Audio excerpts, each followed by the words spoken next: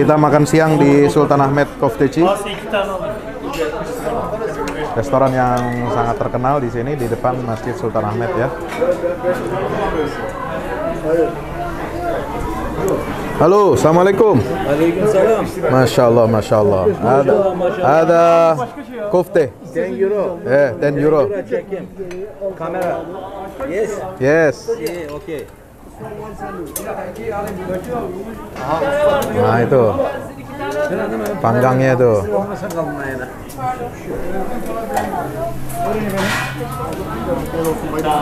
Ini salad-saladnya. Ini ayam. Nah itu daging-dagingnya.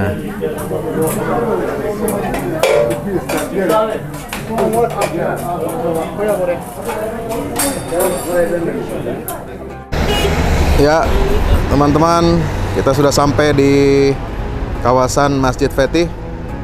Ya, ini tembok-temboknya semacam benteng ya dari luar.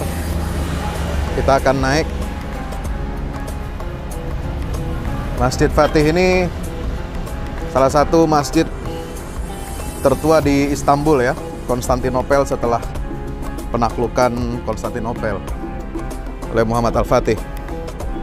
Jadi Hagia Sophia itu dirubah menjadi masjid, tapi masjid resmi Sultanan pertama Ottoman setelah ditaklukkan, ya setelah menaklukkan Konstantinopel ini adalah Masjid Fatih Jami. Fatih Jami ini masjid yang dibangun oleh Sultan Mehmed Fatih, Mehmed II.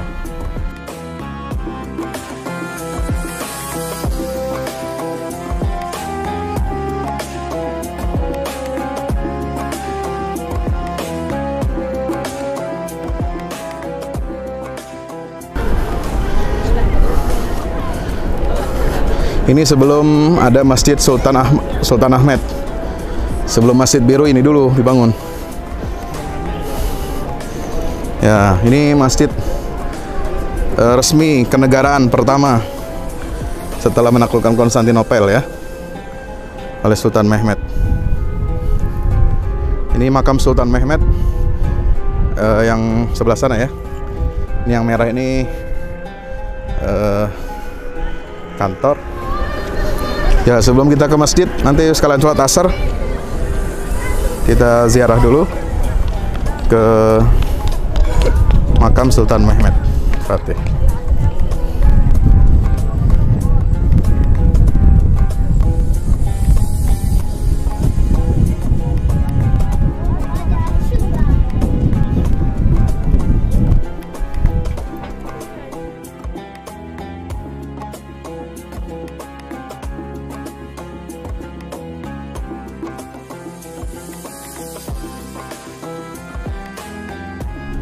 Ini makam beliau di sini.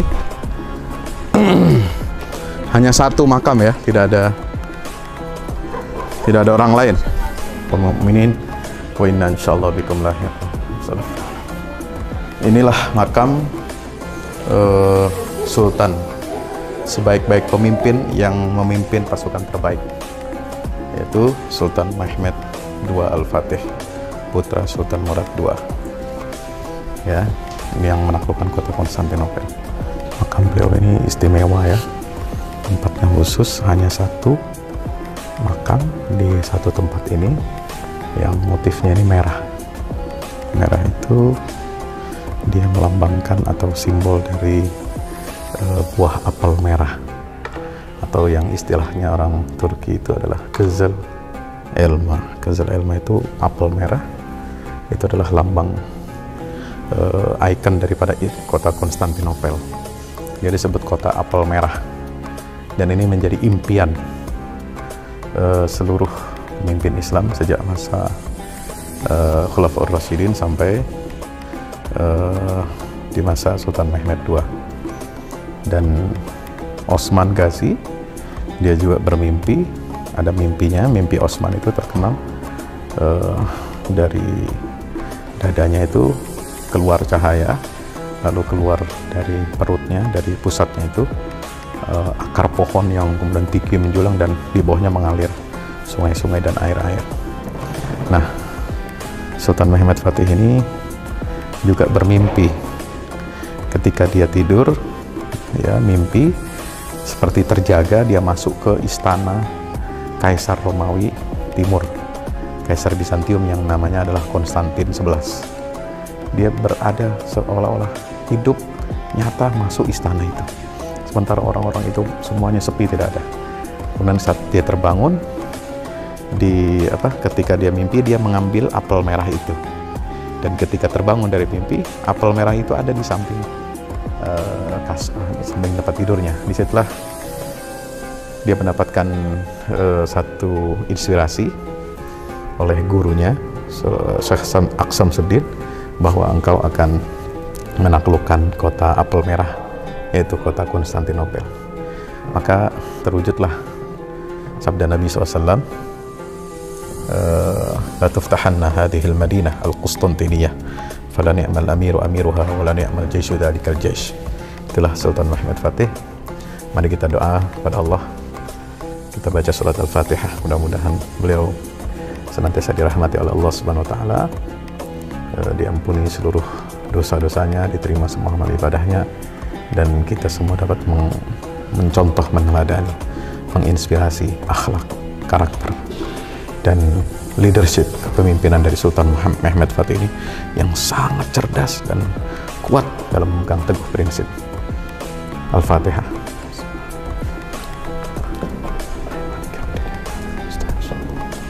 Shiratal ladzina an'amta 'alaihim ghairil maghdubi 'alaihim waladdallin.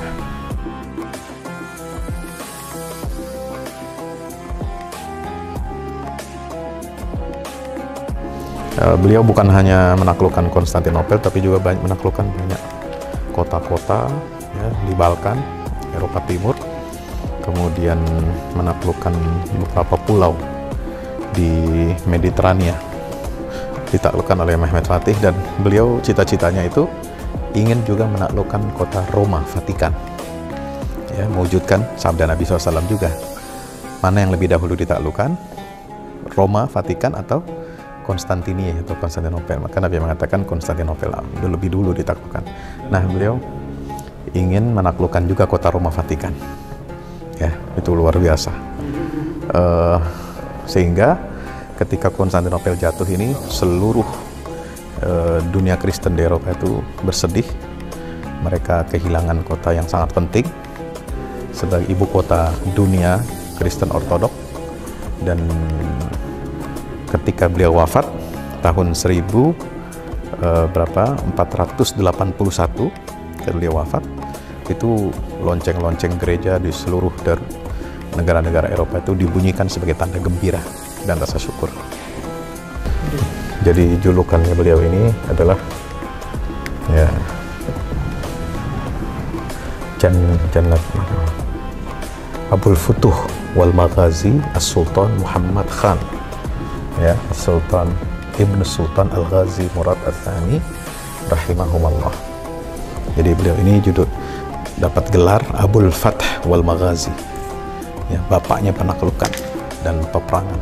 Nah, jadi ciri khasnya ini serban merah dengan topi sorbannya putih, ya, itu ciri khas Mehmed. Itu ada hadis di atas, hadis Nabi SAW, la tuftahanna Qustantiniyah, ya, fa ni'mal amir amiruha wa la ni'mal jaish dhalikal jaish. Sebaik-baik pemimpin inilah yang disampaikan oleh Nabi SAW, yang memimpin pasukan terbaik untuk menaklukkan kota Konstantinopel. Masya Allah, rahimahullah rahmatal abrar wa askanahu fasiha jannatih birahmatika ya arhamar rahim. Jadi Gulbar Hatun ini sudah dinikahi oleh Sultan Mehmed, ya, tahun 1446. Ya, beliau ini aslinya orang Albania. Ada juga yang Albania itu wilayah Serbia, tapi ada yang mengatakan dia aslinya dari Perancis. Ya, ini ibu daripada Sultan Bayezid II dan Jawahir Sultan.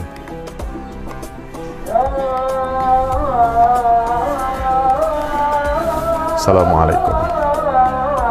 Insyaallah bikum.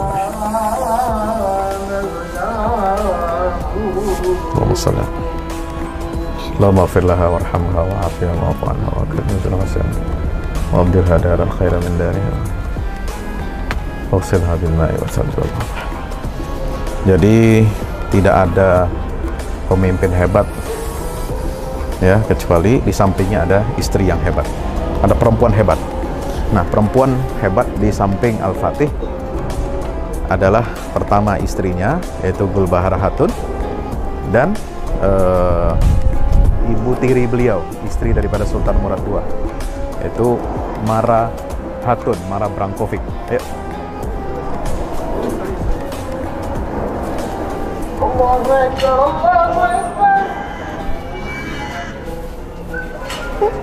Man, ini ada pintu, ya. Pintu ini di samping pengimaman, ya. Ini pintu yang pakai khusus buat Sultan dan keluarganya untuk masuk ke Masjid Fatih, ya, untuk menunggu sholat berjamaah atau sholat Jumat. Ini nanti terhubung ke kamar di atas, kamar khusus buat Sultan.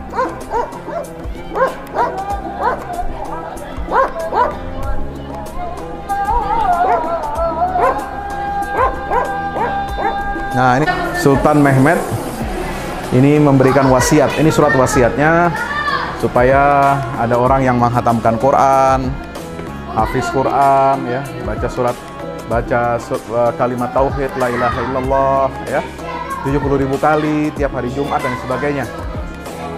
Jadi beliau ini orang yang sangat sangat sufi, ya, sangat berkarakter, ya. Jadi mengikuti kebiasaan tradisi ulama-ulama terdahulu, baca sholawat, kemudian khatam Quran, kemudian memberikan nafkah kepada puluhan orang-orang yang hafal Quran supaya memakmurkan masjid ini. Oke, ini ternyata tempat mushola perempuan, ya. Kita tidak masuk sini, kita harus.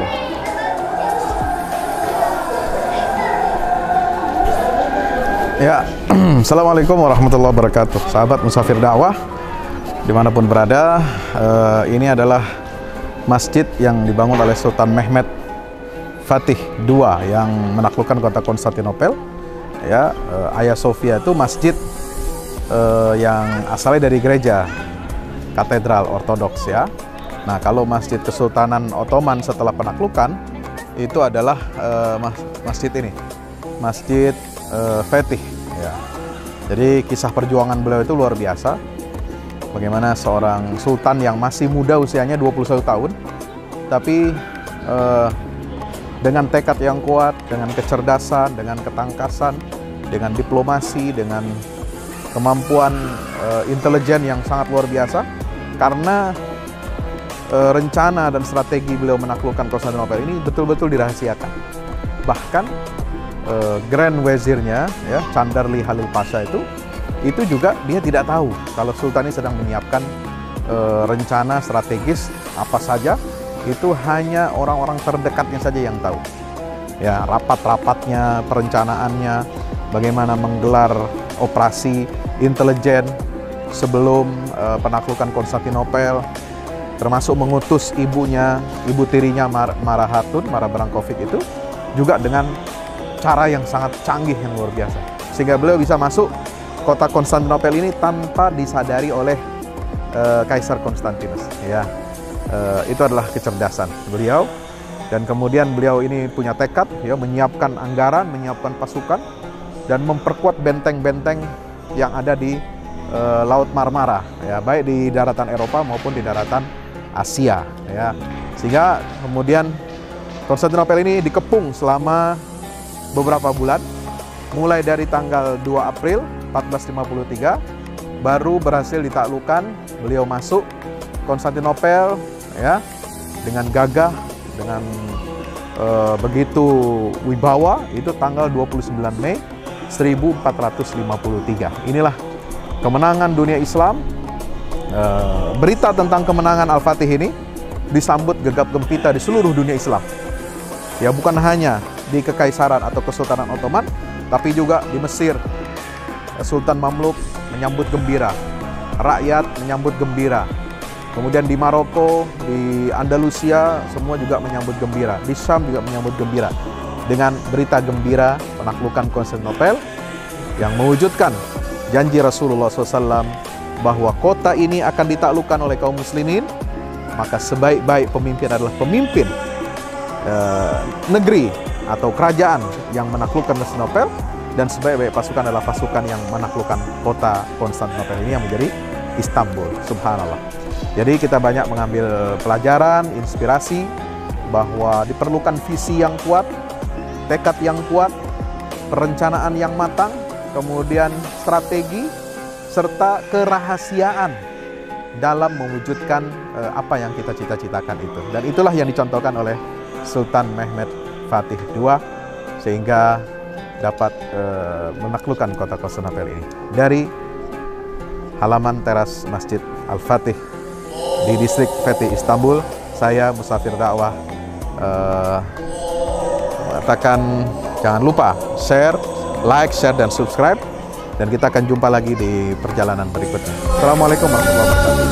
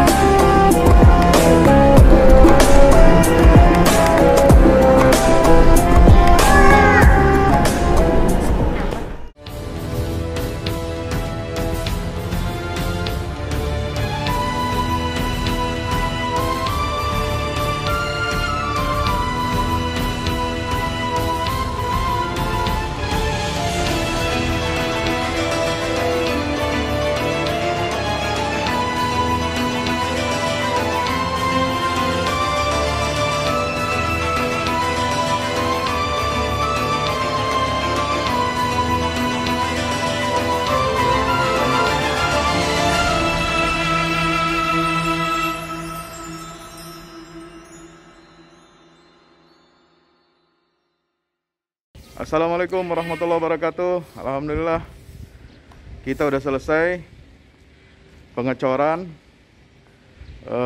rooftop ya. Itu apa? Tangga buat ke bawah. Yang ini di atas buat toren 2 biji. Ini semua udah dikeliling tembok. Ya, ini untuk lantai paling atas buat futsal, buat jemuran, buat apa, tanaman hidroponik juga ntar insya Allah ya. Terus support ya teman-teman. Alhamdulillah terus selesai pengecorannya semuanya ya. Ini progres kita terbaru, dan jadi buat olahraga, buat utilities ya, multiguna. Nah, kita turun sini semua. Ini lantai 3. Ini untuk asrama. Ya, untuk kamar-kamar. Untuk kamar-kamar dan nah, di situ musola. Nanti di situ musola ya. Ini kamar-kamar dan musola buat santri-santri tahfiz kita insya Allah.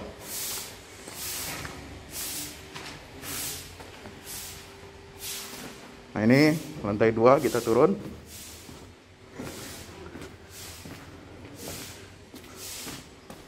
Ini untuk kelas-kelas ya. Kelas-kelas tahfidz, kelas-kelas tadabbur. Insya Allah mau udah jadi. Alhamdulillah berkat dukungan antum semua. Nah, tinggal ke bawah, di sini buat aula. Aula semua di sini ya. Mohon doanya terus, mudah-mudahan berkah, mudah-mudahan cepat jadi finishing. Kira-kira finishingnya ini butuh 1,5 M lagi ya. Mudah-mudahan. Al-Fatihah.